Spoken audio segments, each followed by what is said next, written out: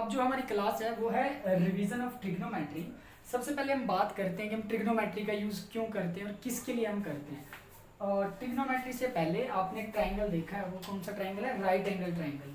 इस ट्राइंगल की अगर मैं बात करूं तो आपका बेस होता है प्रीपेंडिकुलर एंड हाइपोटेन्यूज। प्रीपेंडिकुलर जो आपका होता है उसको आप पी से रिप्रेजेंट करते हैं, और जो बेस आपका होता है उसको बी से, और हाइपोटेन्यूज को आप एच से डिनोट करते हो। और आपका थीटा जो होता है वो ये एंगल होता है जो कि आपका हाइपोटेन्यूज और बेस के बीच में होता है, ये वाला एंगल, ना कि ये प्रीपेंडिकुलर और हाइपोटेन्यूज के बीच में। आपका थीटा क्या होता है? ये। तो थोड़ा हम बात करते हैं, कुछ टर्म्स आपको टीचर भी क्लास में पढ़ाते हैं, ये सभी ने सुना ही होगा इसके बारे में। तो पंडित बद्री प्रसाद, हर हर बोल, या अलग अलग वर्डिंग है जो लोगों ने डिफाइन कर रखी है।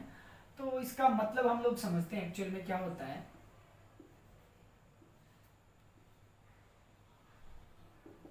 That is sine theta, that is cos theta, that is tangent theta. थोड़ा अब इनके बारे में हम लोग बात कर लेते हैं। Sine theta is equal to 1 by cosecant theta. And जो कोसिकेंट थीटा होता है वो आपका साइन का रिवर्स होता है। तो cosecant theta is equal to 1 by sine theta. ऐसे ही आपका cos theta is equal to 1 by secant theta. And secant theta जो आपका होता है वो 1 बाय कोस थीटा। तो ये इसका रिवर्स होता है generally.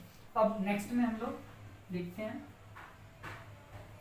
tan theta is equal to 1 by cot theta, and cot theta is equal to 1 by tangent theta.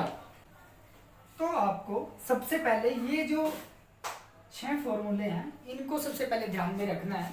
देखो, sine theta is equal to 1 by cosecant theta. अब ये इसका रिवर्स है। वैसे तो आपको 3 ही फॉर्मूलों को ध्यान में रखना है, sine theta, cosecant theta, cos theta, secant theta, tangent theta, cot theta. अब इन्हीं के बेसिस पे हम इन लोग यहाँ पे बात करते हैं। जो आपका साइन थीटा होता है वो आपका क्या होता है? Sine theta is equal to p by h. Sine theta आपका क्या होता है? P by h.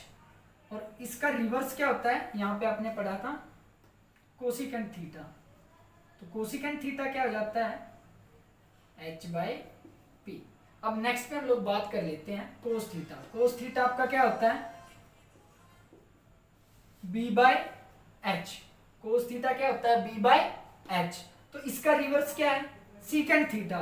तो सीकेंट थीटा आपका क्या हो जाएगा? H by b. अब जो आपका फिफ्थ फॉर्मूला है वो क्या है?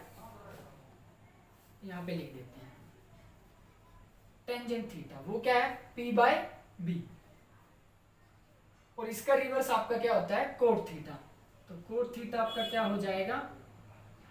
B by p. तो बेसिकली जो हमारी ट्रिग्नोमेट्री है वो यहां से स्टार्ट होती है। अब हम लोग थीटा थीटा जो हम लोग बोलते रहते हैं, एक्चुअल में थीटा क्या होता है? ये वो एंगल होता है। थोड़ा सा इसके बेस पे एक एग्जांपल हम लोग देखते हैं कि थीटा एक्चुअल में क्या रोल प्ले करता है।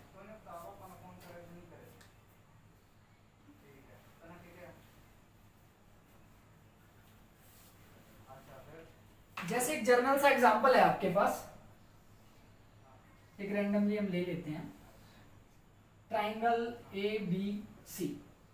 जो ये बीच वाला होता है ये आपका राइट एंगल होता है, ठीक है। ए एंड सी इसको हम डिफाइन करते हैं, यही एक्चुअल में हमारे थीटा को डिफाइन करेंगे। देखो, कई बार आपसे पूछा जाता है साइन ए एंड ट्राइंगल आपको दे रखा है ए बी सी। अगर आपको साइन ए की बात की गई है, अगर आपको साइन ए पूछे तो ये जो ए है, ए क्या है आपका? थीटा। एक्चुअल में ये आपका थीटा होता है। तो ए को मैं यहाँ पे लिखूंगा और ये सी।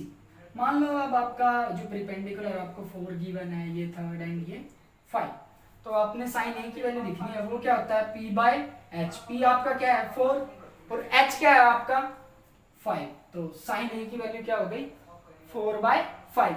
अब मान लो आपको कोई ये बोले कि आप साइन सी की वैल्यू बताओ। यहाँ पे आपने देखा कि जो आपका थीटा है वो क्या हो गया? सी। तो तो अब आपको थीटा के रिप्लेसमेंट के बेसिस पे आपको देखना होगा कि एक्चुअल में ट्राइंगल में क्या चेंजेस आए हैं। अब आप राइट एंगल को तो चेंज नहीं कर सकते, अब आप राइट एंगल को चेंज नहीं करोगे, थीटा आपको यहाँ पे चाहिए, तो आप चेंज किस में करोगे, इसमें। आपने सी को यहाँ पे लिखा और ए को यहाँ पे, तो उसके बेसिस पे क्या होता है, ये देखो बीसी जो आपका परपेंडिकुलर है वो आपका बेस बन गया, और बी ए ये आपका परपेंडिकुलर बन गया, और हाइपोटेन्यूज में आपका कोई चेंज नहीं आता है। तो मतलब अगर आपका थीटा की रिप्लेसमेंट होती है तो उस बेसिस पे आप देख सकते हैं कि जो आपका परपेंडिकुलर होता है वो बेस बन जाता है, और जो बेस होता है वो आपका परपेंडिकुलर। तो ये जर्नल से इंट्रोडक्शन है जो 8.1 में हम लोग यूज करते हैं। Thank you.